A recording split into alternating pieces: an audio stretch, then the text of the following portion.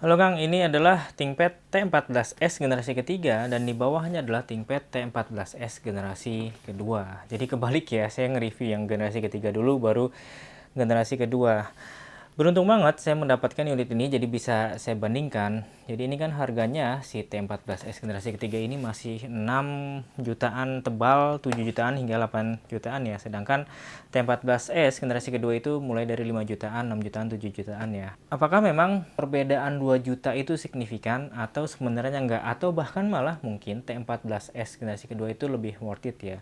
Setidaknya kita akan lihat perbedaan-perbedaannya. Yang paling jelas adalah dimensi ya Kang. Jadi T14s generasi ketiga itu sudah 16:10 layarnya sehingga dia bisa lebih kompak ya. Kang lihat di sini sekitar 1 sentian dia selisih, dan lebarnya pun juga sama, dia ada mungkin setengah senti di sini, ini 1 senti ya. Jadi dia lebih kompak. Tapi kalau secara material dan feel ini smooth dan ini juga tetap smooth ya. Kalau saya pegang ini dia lebih membulat ya. Kalau dia ini lebih tegas gitu. Kalau dia ini lebih membulat. Tapi semuanya sama, materialnya dari magnesium rangkanya dan juga dari karbon fiber ya atau serat karbon.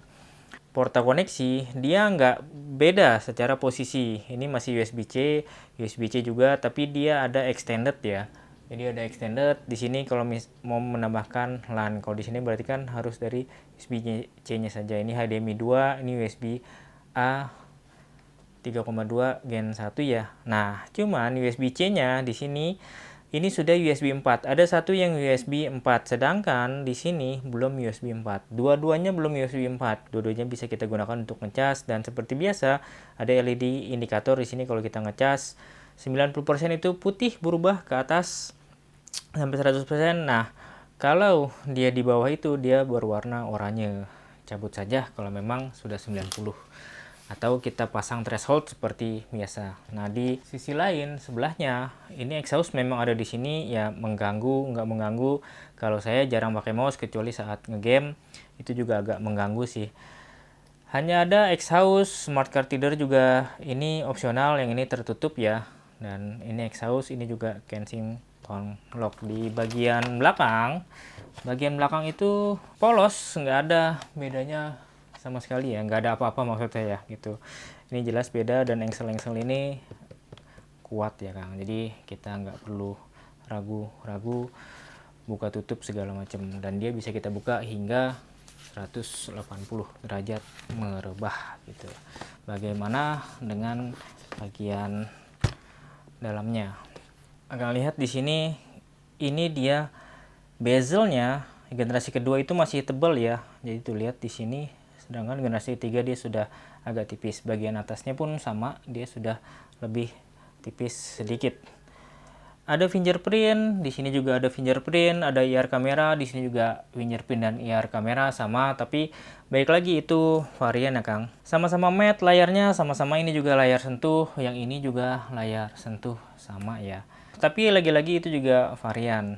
Jadi ada variannya nggak layar sentuh atau touchscreen ya.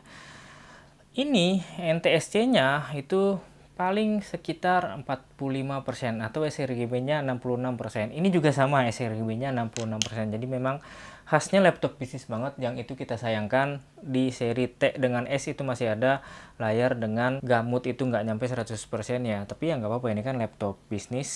Hanya saja di sini 6 bit dan di sini sudah 8 bit. Jadi kita kehilangan lagi salah satu kelebihan tadi. Selain dia 16:10, ini masih 16:9 dan bezelnya tebal. Bagian keyboard tidak terlihat beda, tapi rasanya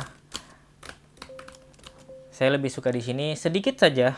Saya lebih suka di sini. Cuman untuk tombol track point saya lebih suka di sini. Dia lebih enak, lebih empuk, sedangkan di sini tuh dia lebih pendek. Jadi keyboardnya sedikit di sini lebih empuk. Di sini trackpadnya yang lebih empuk ya.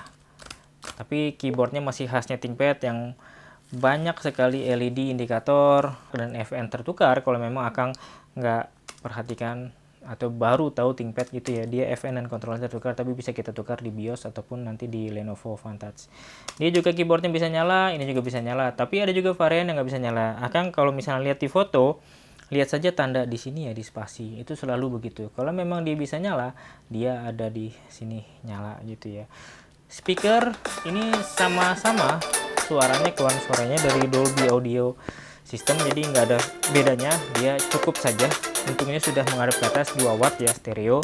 Secara dimensi memang mereka berbeda dan terasa, tapi secara berat mereka berdua itu nggak gitu signifikan bedanya ya Kang. Jadi masih 1,3 kiloan saja sama-sama.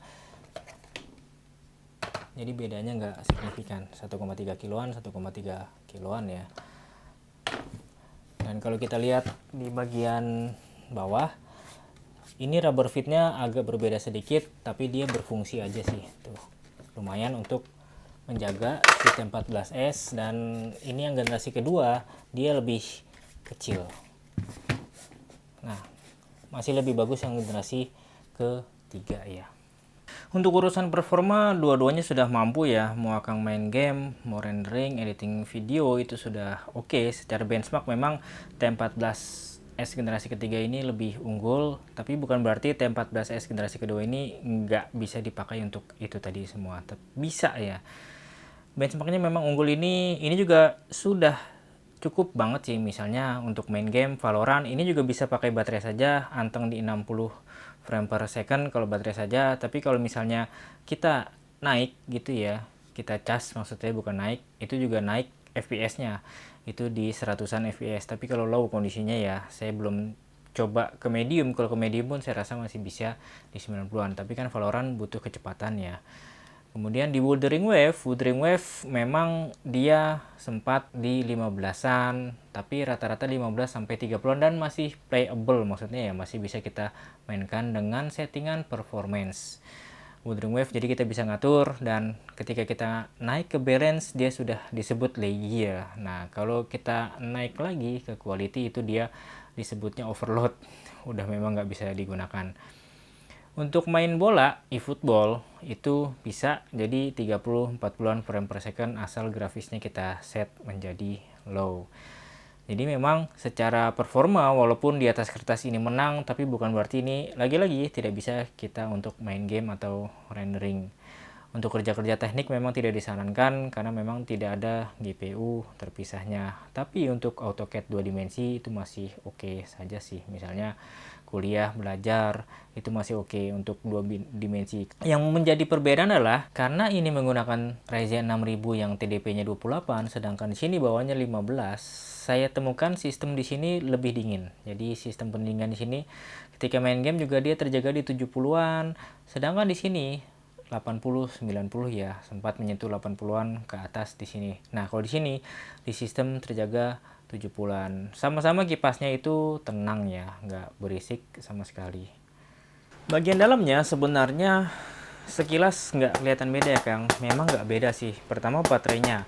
Jadi baterainya ini sama-sama 57 Wh dari dulu begitu ya. Hanya saja saya temukan di sini memang bisa lebih awet. Si T14S generasi ketiga ini bisa 8 jam, 7 sampai 8 jam. Kalau ini walaupun baterainya masih bagus, dia 6 sampai 7 jam. Kalau kita main geber main game itu sama-sama sih 1,5 jam sih.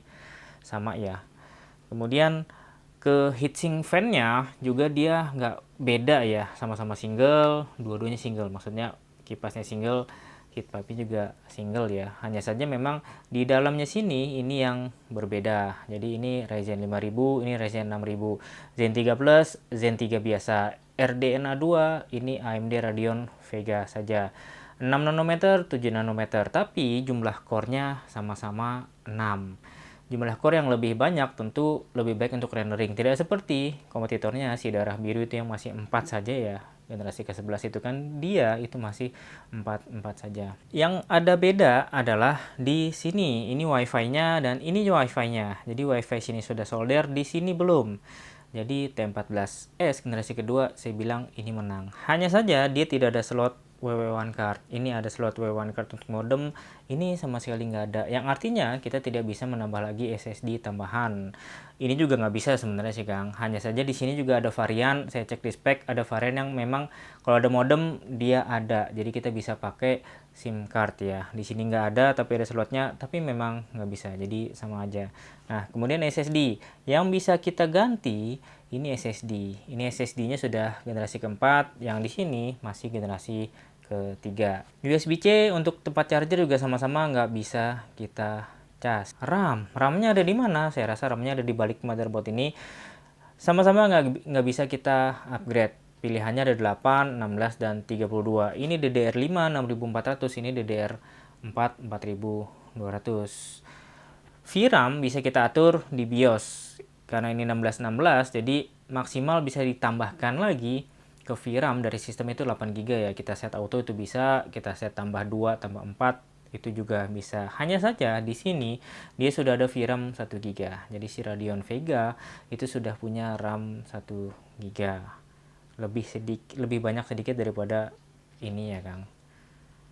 Kemudian engsel kalau Kang lihat ini karena ada frame, jadi kita nggak bisa ngatur ya, sayang banget.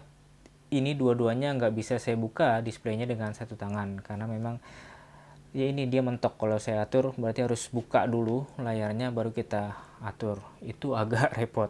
Tapi dua-duanya sama, ini rangka-rangkanya magnesium dan ini speakernya juga sama menghadap ke atas ya.